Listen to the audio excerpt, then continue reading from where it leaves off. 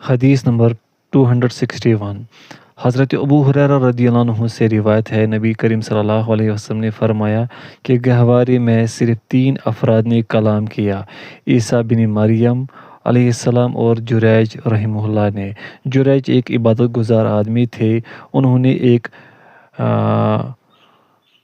کٹیا عبادت کے لیے جھونپڑی بنائی ہوئی تھی۔ ایک روز وہ اس میں تھے کہ ان کی والدہ ان کے پاس آئی جبکہ وہ نماز پڑھ رہے تھے۔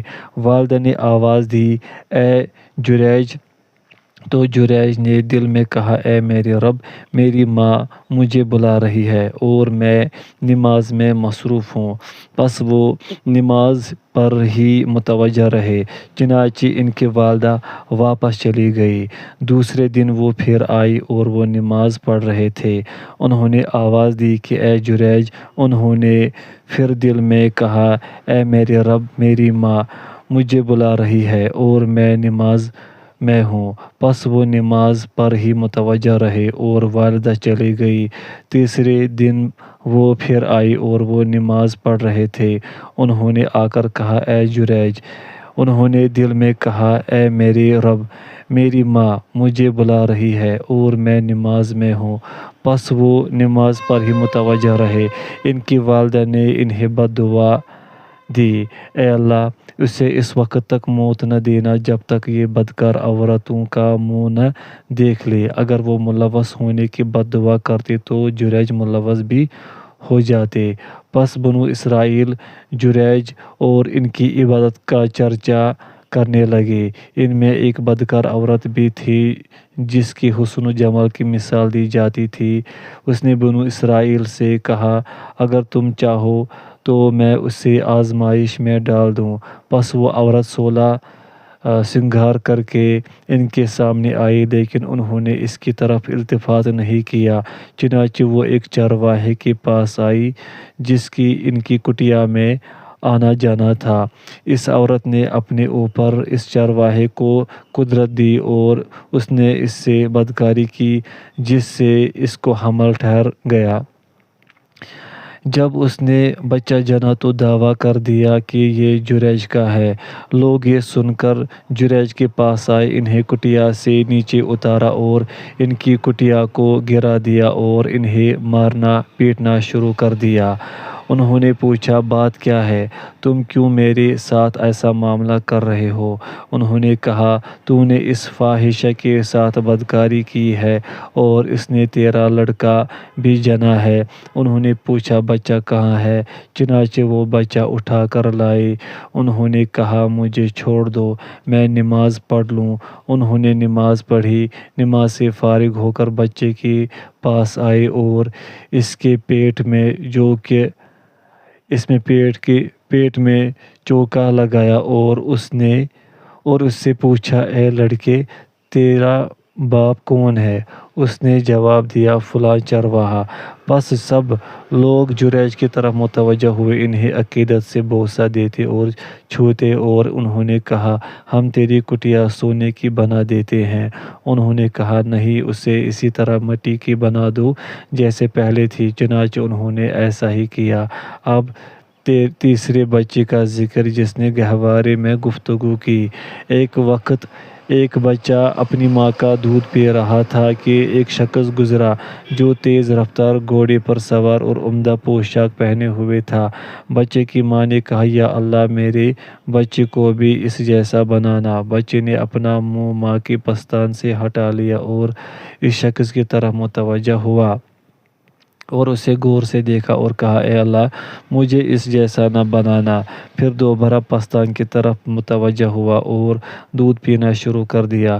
حدیث کے راوی بیان کرتے ہیں، گویا کہ میں رسول اللہ صلی اللہ علیہ وسلم کی طرف دیکھ رہا ہوں کہ آپ اس کے دودھ پینے کی کیفیت اپنی انگشت شہادت منہ میں ڈال کر اور اسے چوس کر بیان فرما رہے ہیں۔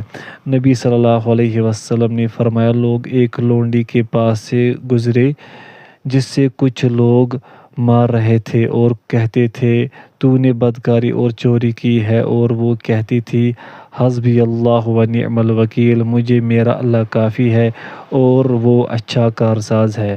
بچے کی ماں نے پھر دعا کی، اے اللہ میرے بیٹے کو اس جیسا نہ کرنا۔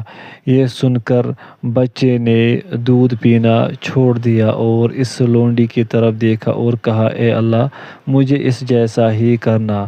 بس اس وقت دونوں ماں بیٹے ایک دوسرے سے سوال جواب کرنے لگے۔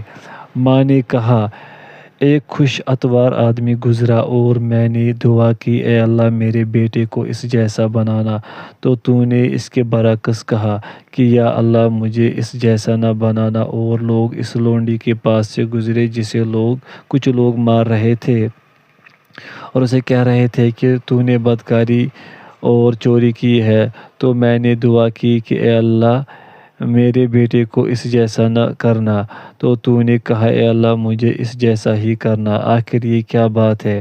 بچے نے کہا، وہ حسین و جمیل گزرنے والا شخص بڑا سرکش تھا، بس میں نے دعا کی یا اللہ مجھے اس جیسا نہ بنانا، اور یہ لونڈی جس کو لوگ کہہ رہے تھے کہ تو نے بدکاری کی ہے، حالانکہ اس نے بدکاری نہیں کی تھی، اور کہتے تھے کہ تو نے چوری کی ہے، حالانکہ اس نے چوری نہیں کی تھی، تو میں نے دعا کی یا اللہ مجھے اس جیسا پارسا بنانا۔ بخاری و مسلم۔ مومسات، پہلے میم پر پیش واو ساکن اور دوسرے میم پر زیر اور سین مہملہ کے ساتھ، بدکار عورتیں۔ مومسہ، واحد بدکار عورت۔ دابہ، فارحہ، فا کے ساتھ تیز رفتار عمدہ سواری۔ شارت، نقطوں والا شین اور بغیر شد کے راہ، شکل و صورت اور لباس کے لحاظ سے ظاہری جمال اور تراجع الحدیث کے معنی ہے ماں نے بچے سے اور بچے نے ماں سے گفتگو کی، یعنی دونوں کا مکالمہ باہم سوال و جواب۔ واللہ اعلم۔ فوائد: اس حدیث میں صرف 3 بچوں کے گہوارے میں گفتگو کرنے کا ذکر ہے۔ اس سے مراد بنی اسرائیل کے 3 بچے ہیں، کیونکہ صحیح مسلم کی حدیث سے ان کے علاوہ بھی اصحاب الاخدود کے قصے میں بچے کا بولنا ثابت ہے۔ اس سے مندرجہ ذیل مسائل کا اثبات ہوتا ہے۔ پوائنٹ فرسٹ، نفلی نماز کے مقابلے میں ماں باپ کی پکار کو اہمیت دی جائے۔ پوائنٹ سیکنڈ، نیک لوگوں کے لیے کرامت متحقق ثابت ہے۔ پوائنٹ تھرڈ، مومن پر بعض دفعہ بڑی بڑی آزمائشیں آتی ہیں، ایسے موقعوں پر صبر و استقامت ضروری ہے، بالآخر اللہ تعالیٰ اہل ایمان کی مدد فرماتا ہے۔ پوائنٹ فورتھ، متکبرین اور ان کی مشابہت سے بچا جائے، چاہے ان کا ظاہر کتنا بھی حسین و جمیل ہو، اور نیک لوگوں کے طور اطوار اختیار کیے جائے کہ کامیابی اسی میں ہے۔ باب نمبر 33، یتیموں، لڑکیوں اور تمام کمزور و مسکین اور خستہ حال لوگوں کے ساتھ نرمی کرنے، ان پر شفقت و احسان کرنے اور ان کے ساتھ تواضع سے پیش آنے کا بیان۔ اللہ تعالیٰ نے فرمایا، اور اپنے بازو مومنوں کے واسطے جھکا دے، اور فرمایا اپنے نفس کو ان لوگوں کے ساتھ روکے رکھ جو اپنے رب کو صبح و شام پکارتے ہیں اس کی رضا طلب کرتے ہوئے، اور تیری آنکھیں ان سے تجاوز نہ کرے زندگانی دنیا کی رونق کی تلاش میں، اور فرمایا سو جو یتیم ہو اس کو مت دبا اور جو مانگتا ہو اس کو مت جھڑک، اور فرمایا کیا دیکھا تو نے اس شخص کو جو جزا کے دن کو جھٹلاتا ہے، بس یہی وہ ہے جو یتیم کو دھکے دیتا ہے اور نہیں تاکید کرتا مسکین کے کھانے پر۔ حدیث نمبر 262، حضرت سعد بن ابی وقاص رضی اللہ عنہ بیان فرماتے ہیں کہ ہم نبی صلی اللہ علیہ وسلم کے ساتھ 6 افراد تھے۔ مشرکین نے نبی صلی اللہ علیہ وسلم سے کہا، ان کو اپنے سے دور کر دے، یہ ہم پر جری نہ ہو جائے۔ حضرت سعد رضی اللہ عنہ فرماتے ہیں، میں تھا، ابن مسعود، قبیلہ حذیل کا ایک آدمی، بلال اور 2 اور آدمی جن کے نام مجھے معلوم نہیں۔ مشرکین کے مطالبے پر رسول اللہ صلی اللہ علیہ وسلم کے جی میں جو اللہ نے چاہا آیا، پس آپ نے اپنے جی میں کچھ سوچا، جس پر اللہ تعالیٰ نے یہ آیت نازل فرما دی، اے پیغمبر تو ان لوگوں کو اپنے سے دور مت کر جو اللہ کی رضا جوئی کے لیے صبح و شام اسے پکارتے ہیں۔ مسلم۔ فوائد۔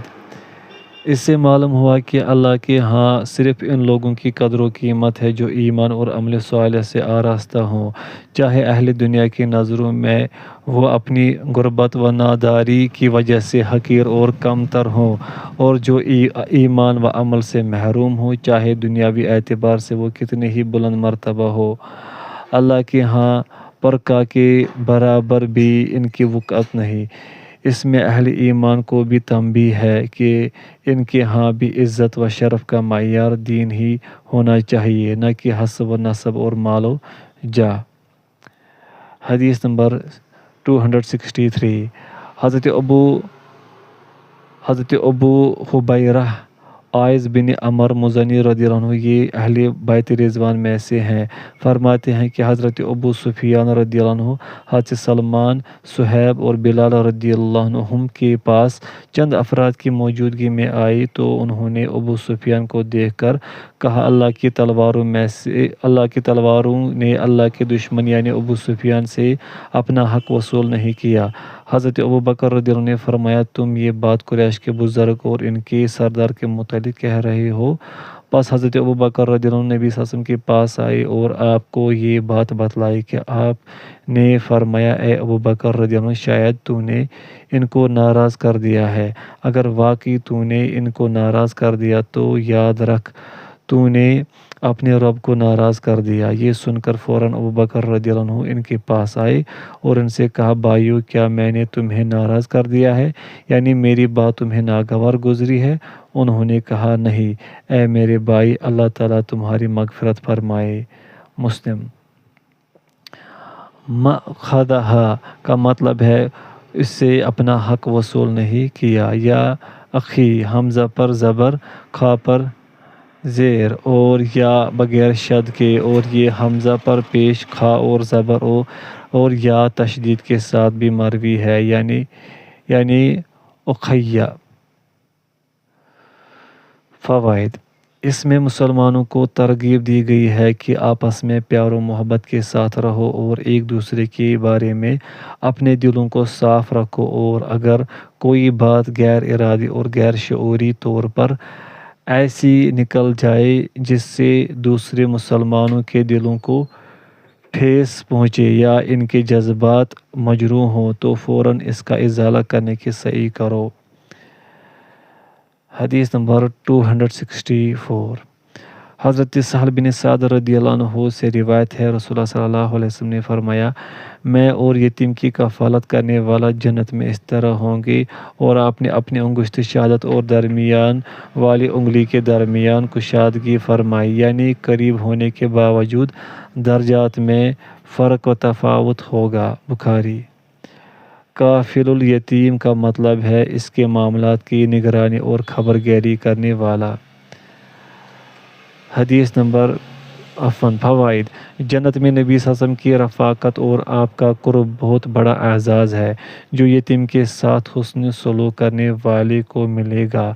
اسی لیے نبی صلی اللہ علیہ وسلم نے اس گھر کو سب سے بہترین گھر قرار دیا ہے جس میں یتیم کے ساتھ اچھا برتاؤ کیا جاتا ہے، اور اسے بدترین گھر کہا ہے جس میں اس کے برعکس یتیم کے ساتھ بدسلوکی کا معاملہ روا رکھا جاتا ہے۔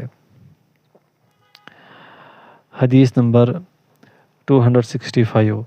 حضرت ابو ہریرہ رضی اللہ عنہ سے روایت ہے، رسول اللہ صلی اللہ علیہ وسلم نے فرمایا، یتیم کی کفالت کرنے والا وہ یتیم اس کا قریبی ہو یا غیر، میں اور وہ ان دو انگلیوں کی طرح جنت میں ہوں گے۔ حدیث کے راوی مالک بن انس نے اشارہ کیا انگشت شہادت اور درمیانی انگلی کے ساتھ۔ مسلم۔ الیتیم لہ او لغیرہ کا مطلب ہے یتیم اس کا قریبی رشتہ دار ہو یا اجنبی غیر رشتہ دار قریبی، جیسے اس کی ماں یا اس کا دادا یا اس کا بھائی یا ان کے علاوہ کوئی اور قرابت دار اس کی کفالت کرے۔ واللہ اعلم۔ فوائد۔ اجتماعی کفالت اور خبر گیری کا یہ انتظام رشتہ داروں تک محدود نہیں ہے، بلکہ اس میں معاشرے کا ہر یتیم اور ضرورت مند آ جاتا ہے۔ مسلمان اس اجتماعی کفالت کے نظام پر عمل کرے تو کسی کو بھی بیمہ زندگی کی ضرورت پیش نہ آئے، جو ایک سودی طریقہ ہے۔ کاش مسلمان اپنے مذہب کی تعلیمات کو اپنائے تاکہ وہ سودی سلسلوں سے بچ جائے۔ حدیث نمبر 266۔ انہی حضرت ابو ہریرہ رضی اللہ عنہ سے روایت ہے، رسول اللہ صلی اللہ علیہ وسلم نے فرمایا، مسکین وہ نہیں ہے جس کو کھجور اور 2 کھجور، لقمہ اور 2 لقمے لوٹا دے، بلکہ مسکین تو وہ ہے جو غربت کے باوجود سوال سے بچتا ہے۔ بخاری و مسلم۔ اور صحیحین بخاری و مسلم کی ایک اور روایت میں الفاظ اس طرح ہے، مسکین وہ نہیں ہے جو لوگوں کے گھروں کے چکر لگائے اور لقمہ 2 لقمے اور کھجور 2 کھجوریں اسے واپس لوٹا دے، لیکن مسکین تو وہ ہے جو اتنی دولت بھی نہ پائے جو اسے لوگوں سے بے نیاز کر دے، اس کی غربت کی بابت احساس بھی نہ کیا جائے کہ اس پر صدقہ کیا جائے، اور نہ وہ خود دست سوال دراز کیے کھڑا ہو کہ لوگوں سے مانگے۔ فوائد۔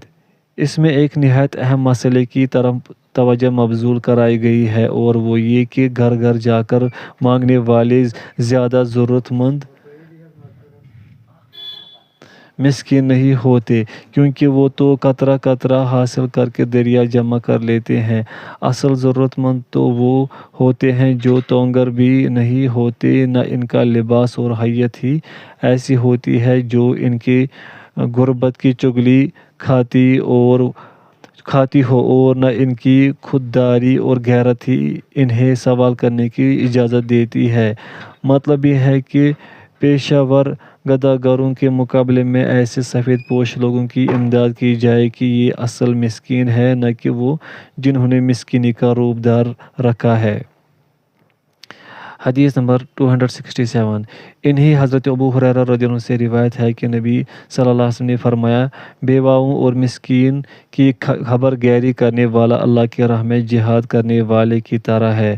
راوی حدیث کہتے ہیں، میرا گمان ہے کہ آپ نے یہ بھی فرمایا کہ وہ اس عبادت کرنے والے کی طرح ہے جو سست نہیں ہوتا، اور اس روزے دار کی طرح ہے جو ناغہ نہیں کرتا۔ بخاری و مسلم۔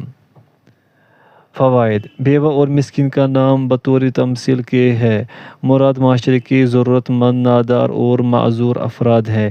ان کی کفالت، خبر گیری اور ان کے لیے دوڑ دھوپ کو اجر میں جہاد فی سبیل اللہ کے برابر قرار دے کر اسلام نے اس کام کی اہمیت کو کتنا واضح کر دیا ہے۔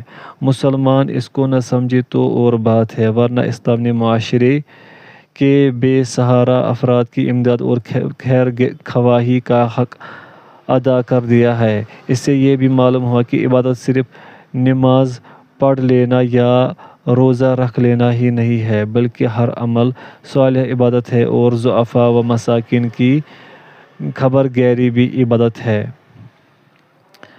حدیث نمبر 268۔ انہی سے روایت ہے، رسول اللہ صلی اللہ علیہ وسلم نے فرمایا، بدترین کھانا ولیمے کا کھانا ہے، اس میں جو ضرورت مند خود آئے اس کو تو روک دیا جائے، اور جو انکار کرے اسے بلایا جائے، اور جس نے دعوت قبول نہیں کی اس نے اللہ اور اس کے رسول کی نافرمانی کی۔ مسلم۔ اور صحیحین کی ایک اور روایت ابو ہریرہ رضی اللہ عنہ میں آپ صلی اللہ علیہ وسلم کا قول اس طرح مروی ہے، بدترین کھانا ولیمے کا کھانا ہے جس میں مالداروں کو بلایا اور فقراء کو چھوڑ دیا جائے۔ فوائد۔ تب کا امراء نے ولیمہ کی دعوت کو جس طرح پرتکلف اور اپنی دولت و عمارت کے اظہار کا ذریعہ بنا لیا ہے، اس کی متعدد دینی، اخلاقی اور معاشرتی نقصانات ہیں۔ دینی نقطہ نظر سے یہ اسراف و تبذیر ہے جو شیطانی عمل ہے، اور اس کا ارتکاب کرنے والے شیطان کے بھائی۔ یہ اتنا بڑا نقصان اور سخت وعید ہے کہ ہمارے طبقہ امراء میں اگر ایمان ہو تو وہ اس اسراف سے باز آ جائے جس کا دائرہ بڑھتا اور پھیلتا ہی جا رہا ہے۔ اس کا اخلاقی نقصان یہ ہے کہ انسان اس میں اپنے ہی ہم مرتبہ لوگوں کو دعوت دیتا ہے اور انہیں باسرار اس میں شریک کرتا ہے، جبکہ معاشرے کے غریب اور مسکین قسم کے لوگوں کی اس میں شرکت کو وہ سخت ناگوار اور آداب ایٹیکیٹ کے خلاف تصور کرتا ہے۔ دارا حالانکہ دعوت کے مستحق اپنی ضرورت مندی کی وجہ سے مساکین ہی ہوتے ہیں، نہ کہ اہل ثروت، اور مکارم اخلاق کا تقاضا بھی ہے کہ ضرورت مندوں کو اولیت و فوقیت دی جائے، نہ کہ ان کے جو سرے سے ضرورت مند ہی نہیں ہے۔ ان کا معاشرتی نقصان یہ ہے کہ اس قسم کے مظاہروں سے معاشرے کے کمزور طبقات میں احساس محرومی پیدا ہوتا ہے، حالانکہ اسلامی تعلیمات کا تقاضا ہے کہ محروم طبقات کی دلجوئی، دلداری کا اہتمام اور ان کے ساتھ حسن سلوک کیا جائے، نہ کہ ان کے اندر احساس محرومی پیدا کر کے انہیں اذیت اور اضطراب سے دوچار کیا جائے۔ اگر مسلمان ولیموں اور دیگر تقریبات میں انواع و اقسام کے پرتکلف کھانوں کے بجائے ایک دو قسم کے سادہ کھانوں کا اہتمام اور اس میں قرابت مندوں اور دوست احباب کے ساتھ غرباء و مساکین کو بھی شریک کرے تو مذکورہ تینوں خرابیوں سے بچ سکتے ہیں، جس کے معاشرے پر بہترین اثرات پڑ سکتے ہیں اور آخرت کی باز پرس سے بھی بچ سکتے ہیں، ورنہ خسرت دنیا والآخرہ ہی کے وہ مصداق ہوں گے۔ حدیث میں دعوت ولیمہ کے قبول کرنے کی جو تاکید کی گئی ہے، اس سے مراد وہی دعوتیں اور ولیمے ہیں جن میں اسلامی تعلیمات کا احترام اور سادگی وغیرہ کا اہتمام کیا جائے۔ مذکورہ قسم کے ولیمے جو مذکورہ خرابیوں کے مظہر ہوں، ان میں شرکت نہ صرف یہ کہ ضروری نہیں بلکہ ان کا بائیکاٹ ضروری ہے تاکہ ان برائیوں میں شرکت کے جرم سے وہ بچ جائے۔ حدیث نمبر 269 حضرت انس رضی اللہ عنہ سے روایت ہے، نبی کریم صلی اللہ علیہ وسلم نے فرمایا، جس شخص نے 2 بچیوں کی پرورش و تربیت کی حتیٰ کہ وہ بالغ ہو گئی، قیامت والے دن وہ اس حال میں آئے گا کہ میں اور وہ ان 2 انگلیوں کی طرح قریب قریب ہوں گے، اور آپ صلی اللہ علیہ وسلم نے اپنی انگلیاں ملائی، یعنی ملا کر دکھایا کہ اس طرح ہم دونوں ساتھ ساتھ ہوں گے۔ رواہ مسلم۔ جاریتین یعنی 2 بیٹیاں۔ فوائد: زمانہ جہالت میں لڑکیوں کی پیدائش پر جس ناگواری کا اظہار اور عورت کی قدر و منزلت کا انکار کیا جاتا تھا، شریعت اسلامیہ نے ان کی عزت و توقیر کی بحالی کے لیے جو ہدایت دی، ان میں سے ایک یہ بھی ہے کہ بچیوں کی پرورش اور ان کی تعلیمات و تربیت کو حصول جنت کا ذریعہ قرار دیا، تاکہ لوگ بیٹوں کی ولادت اور ان کی پرورش پر ہی خوشی محسوس نہ کریں بلکہ لڑکیوں کی ولادت اور ان کی تربیت پر بھی مسرت برقرار ہوں۔ اس لحاظ سے اسلام ہی وہ پہلا دین ہے جس نے عورت کے حقوق کا نہ صرف تحفظ کیا بلکہ اس کی عزت و تکریم کا بھی خوب اہتمام کیا۔ مثلاً اسے مردوں کے اختلاط سے منع اور پردے کا پابند کیا، اسے بیرونی سرگرمیوں اور معاشی جھلمیوں سے فارغ رکھا تاکہ کوئی بدباطن اسے بری نظر سے دیکھے، نہ اسے اپنی ہوس ناکی کا نشانہ بنا کر اس کے رویے تقدس و عصمت کو تار تار کر سکے، جیسے مغرب کی بے پردہ اور مردوں کے دوش بدوش کام کرنے والی عورتوں کے ساتھ ہو رہا ہے۔ لیکن برا ہو اس کا جو فکری اور ذہنی عدم بلوغت کا کہ مغرب کی یہ آزادی نسواں جس نے عورت کو ذلیل اور بے آبرو کر دیا ہے، بہت سے لوگوں کو بہت اچھی لگتی ہے اور وہ بھی مسلمان عورت کو اسی حیا باختگی کی راہ پر ڈال رہے ہیں، اور اسلامی تعلیمات جس میں عورت کی تقدس و احترام کا تحفظ ہے، وہ انہیں غلامی کا طوق نظر آتی ہے جنہیں وہ اتار پھینکنا چاہتے ہیں۔ اقبال نے سچ کہا تھا جو ناخوب بتدریج وہی خوب ہوا کہ غلامی میں بدل جاتا ہے قوموں کا ضمیر۔ حدیث نمبر 270 حضرت عائشہ رضی اللہ عنہا بیان فرماتی ہیں کہ میرے پاس ایک عورت اس حال میں آئی کہ اس کے ساتھ اس کی 2 بیٹیاں تھیں، وہ سوال کر رہے تھے۔ اس نے میرے پاس سوائے ایک کھجور کے کچھ نہ پایا، چنانچہ وہ کھجور میں نے اسے دے دی۔ اس نے اس کے 2 حصے کر کے اپنی دونوں بیٹیوں میں تقسیم کر دیا اور خود اس میں سے کچھ نہیں کھایا۔ پھر کھڑی ہوئی اور چلی گئی۔ پھر جب نبی صلی اللہ علیہ وسلم ہمارے پاس تشریف لائے تو میں نے ان کو یہ بات بتلائی تو آپ نے فرمایا، جس کو ان بیٹیوں میں سے کسی معاملے کے ساتھ آزمایا جائے پس وہ ان کے ساتھ اچھا برتاؤ کرے تو وہ بیٹیاں اس کے لیے جہنم کی آگ سے پردہ بن جائیں گی۔ بخاری و مسلم۔ فوائد: اس میں بھی بچوں کے ساتھ حسن سلوک کی فضیلت اور اس کا اجر عظیم بیان کیا گیا ہے کہ بیٹیاں جہنم کی آگ سے بچاؤ کا باعث ہوں گے، اس لیے ان سے نفرت کرنا اور انہیں بوجھ سمجھنا کم از کم ایک مسلمان کو زیب نہیں دیتا۔